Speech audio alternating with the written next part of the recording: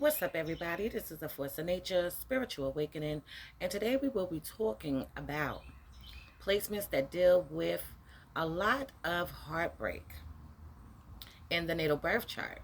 Okay, so this is going to be part two. I do have a video about this, part one. Okay, it doesn't say part one, but it is. Okay, so we're going to dive deep and just jump right into this. Okay, so when it comes to placements that deal with a lot of heartbreak in the natal birth chart, okay, one of them is actually going to be um, the seventh house. Okay, when it comes to Saturn. Okay, so let's say we have Capricorn ruling over the seventh house. Okay, Saturn in Libra. Okay, um, and this is also going to apply for Cancer risings. Okay, if you don't know what Cancer rising is, it means Cancer ascendant, which means that your first house is ruled by Cancer. Okay, which would also push over into Moon in the first house, right? Okay, so these people will experience a lot of heartbreak in their lives. Their love sometimes feel stagnant. These men and women sometimes seem to go nowhere when it comes to relationships. They may be mature in a relationship, but it takes a big push for them to want to settle down. Okay? So these people have a hard time with settling down in a committed relationship. A lot of times they can be in a relationship and they're actually learning, okay, how to compromise, how to love unconditionally. We do understand, okay, when we are just speaking about Saturn in general, okay, with Saturn ruling over the seventh house, that would mean that it's exalted there. Okay, Saturn is linked to Aquarius, it's linked to Capricorn, and it's linked to Aquarius, okay? But it's exalted in the sign of Libra. Okay, but we know that Saturn has to deal with restrictions, limitations, and delays, karma, okay, lessons. All right, so just because it's exalted there doesn't mean that there won't be any lessons there. Okay, and the lessons is centered around one-on-one dealings with people, relationships, okay, commitment issues, and things of that nature. So they might feel lonely a lot, and they might have major trust issues. Okay, um, and this is because the seventh house still rules over enemies, okay, and things like that. So they do have major trust issues. They're learning how to give love because they're going to be able to master one-on-one dealings with people, business dealings with people, committed relationships, marriages, and stuff like that. They're going to be the best at it, but they do struggle with it, and they do deal with some fucking heartbreak in their life. Okay, I actually have Saturn in Libra. Okay, and I already know that shit is for real. Okay, so we also have the 12th house. Venus. Okay, Venus in the 12th house, Venus in Pisces. So these people are the beautiful sweethearts who deserve so much more when it comes to love and appreciation. These people do struggle with people appreciating them, okay, or feeling like that they do appreciate them. A lot of times these people can go above and beyond, okay, even to the point where they are looking out for people, especially partners that they decide that they want to get with and link up with and be in a relationship with. Okay, these partners can be abusive verbally, mentally, psychologically, physically. Can go on to take place with the Venus in Pisces or the Venus in the 12th house individuals that do have this. Okay, they do put their partners on a pedestal. So they do have high expectations. Anytime you do that, people fall short of what the hell you thought. So these people can feel like they have been betrayed, been deceived, wronged a lot of times. Okay, another thing, these individuals tend to self sabotage. Okay, because they often are afraid to take a risk in love. Okay, but what these people usually do a lot of. Okay, they can have secret love affairs, secret crushes. Okay, and if they're having a secret crush, okay, they may not really completely reveal this information to the individual that they're having this crush on. These are the type of people that want you to press them. They don't want to press you. Okay. Okay, so these people just need to be a little bit more brave when it comes to that area. Okay, when it comes to approaching somebody and things like that, they rather be approached. These people can actually fantasize about love and are true romantics, but tend to believe that they tend to believe that it will not be anything but a fantasy. Okay, so we know that the sign Pisces has to deal with dreams, um, asleep and awake. Okay, so these people can fantasize more than they actually go after what it is they want romantically.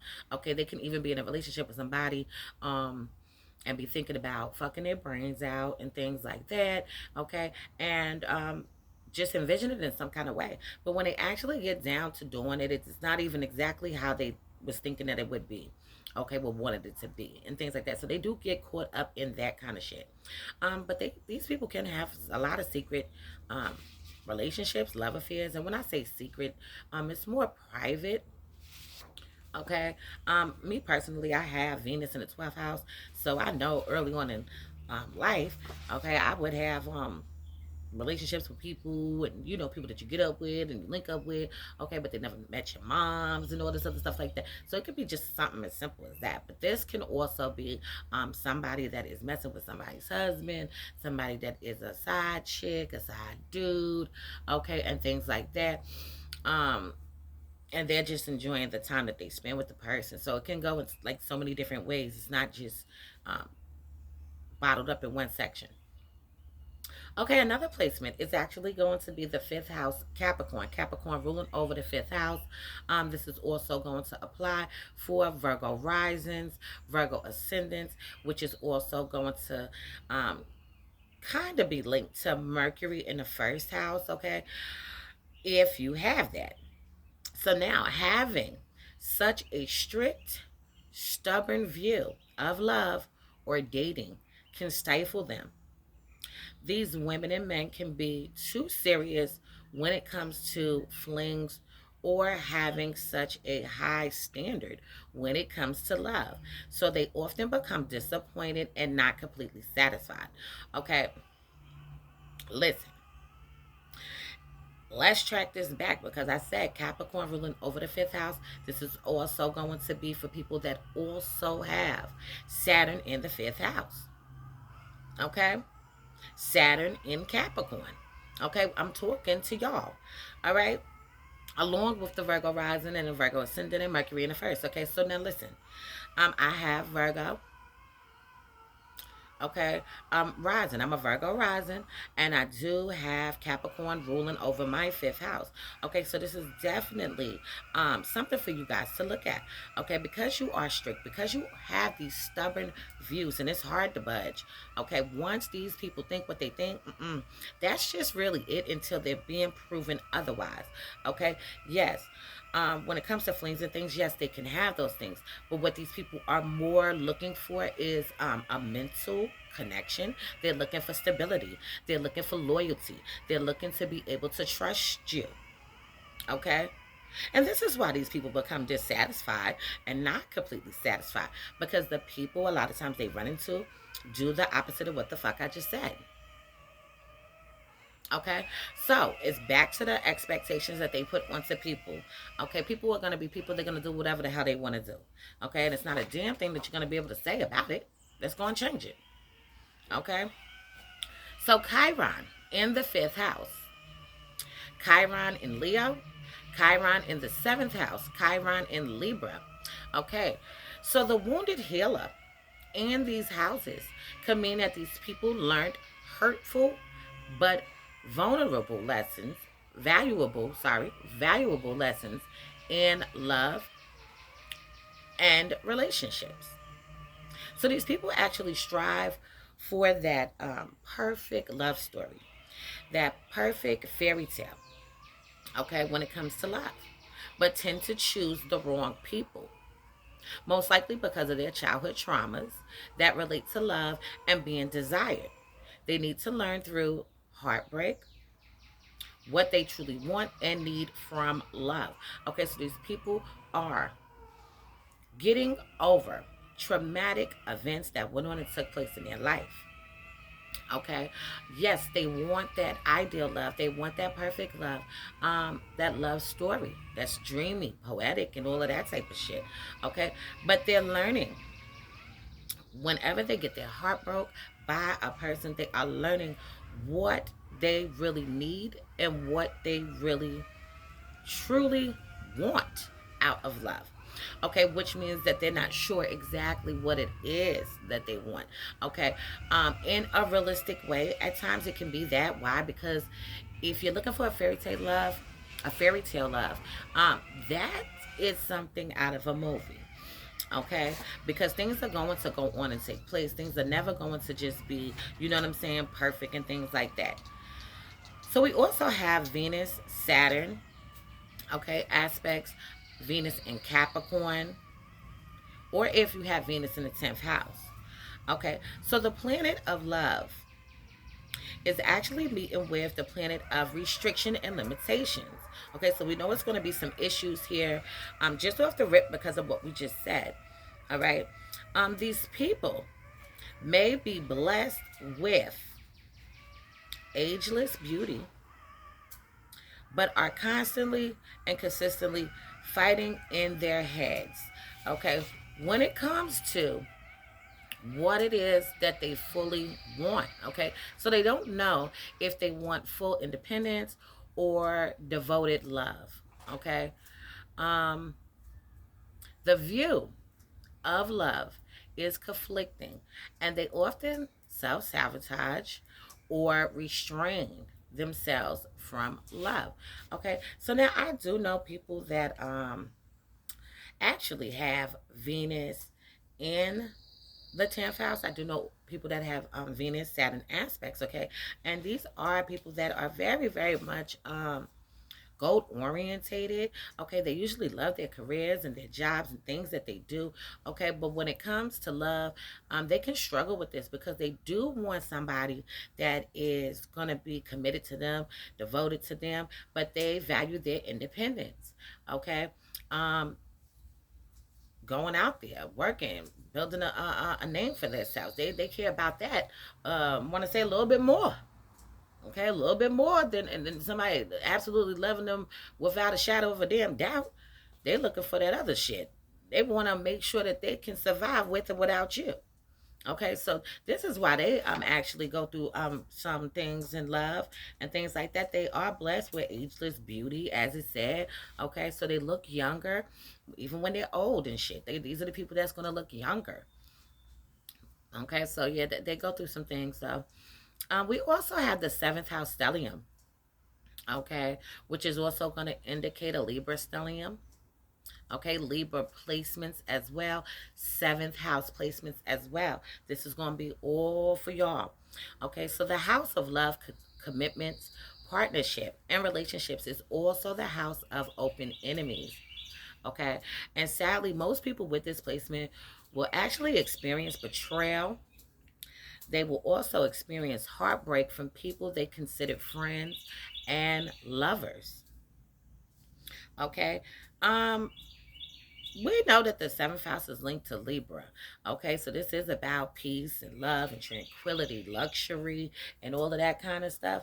Um, but they can be very much betrayed by people that they least expect. Okay, and this is anything that has to deal with seventh house placements, Libra placements, seventh house stellium, Libra stellium. And for anybody that doesn't know what a stellium is anytime you have three or more planets in a house or in a sign. Okay, that's a stellium, and that means that's a major focus of yours in that sign or in that house. Okay. Okay, these people tend to attract people who use them. Okay. Um, and I mean use them like Absolutely, completely. Okay, taking advantage is what can go on and take place. We also have the fifth house Scorpio, okay, which means Scorpio ruling over the fifth house. This is also going to be for people that have in um, Pluto in the fifth, okay? It could be for them too. Cancer rising people, again, this is for you. Cancer ascendant, which is Cancer rising, again, if you didn't know what a rising was, okay? Which can also be for the moon in the first as well. So their obsessiveness, these people are obsessive, okay? But their obsessiveness over the people they care about can tend to fuck them over, okay? Also, wait a second. Also, Chiron, okay? Chiron in the fifth. Oh, wait. Sorry. Back it up. We're still on this one. Okay, so I'm going to start it over. Okay. Their obsessiveness over the people they care about can tend to fuck them over, especially, here we go, especially when other people have planets in their house. Okay. So, the fifth house usually rules over short term relationships, flings, and things, but Scorpio rules over the eighth house and can tend to be opposite of that. So, these people, okay, with Scorpio on the fifth house or being a Cancer rising, Pluto in the fifth, okay, can become obsessive and get really heartbroken when it isn't long lasting. Okay, so they're looking for some kind of long committed relationships, and when it doesn't happen that way, they can feel like this is a heartbreak. Okay, this was an extremely huge loss to them. So we also have Pisces sun in Pisces, sun in the 12th house, individuals, okay? So Pisces rules over Neptune, and Neptune can rule over dreams and also disillusions. Okay, so Pisces are known for wild imaginations and creativity. They tend to ignore reality, especially when it comes to their relationships. So they might have created a version of their partner in their head that isn't true to reality. Okay, so this is something that could go on to take place. Okay, when you're dealing with a Pisces or a sun in the 12th house person, okay, they can look at people as their ideal person and stuff like that and put things onto them that don't fucking exist. Okay, but they think it does. So the thing about it is, they have to learn how to live more in the true reality and not just their own, because that's not the reality. So the fantasy is often shattered when their partners, okay, push them to a final edge to where they can't deny reality anymore. Okay, so that can go on to take place where they're in a relationship or dealing with somebody that they care about. Okay, they're looking for them to do this, that, and the third. It doesn't happen. Okay, and that can be devastating to find out that this person's never going to do what the hell you just keep on saying. Okay, so I'm going to leave this on this note for now. In future videos to come, I will go more into depth into placements that deal with a lot of heartbreak in the natal birth chart. So if anybody wants to get the chart analyzed, please hit me up. I do have the Taurus sale still going on, the opposite polarity sale, but it is ending today. So jump on that. Okay, after this, we're moving on to another sale. Anybody want to donate to the channel, please feel free. Okay, also the food tasting is coming up, White and Gold Affair in Atlanta. Okay, ATL, and the ticket sales does go on sale July 8th 2024. Okay, for anybody that's interested, tickets are going to be $35 per person. I'll do a video on it.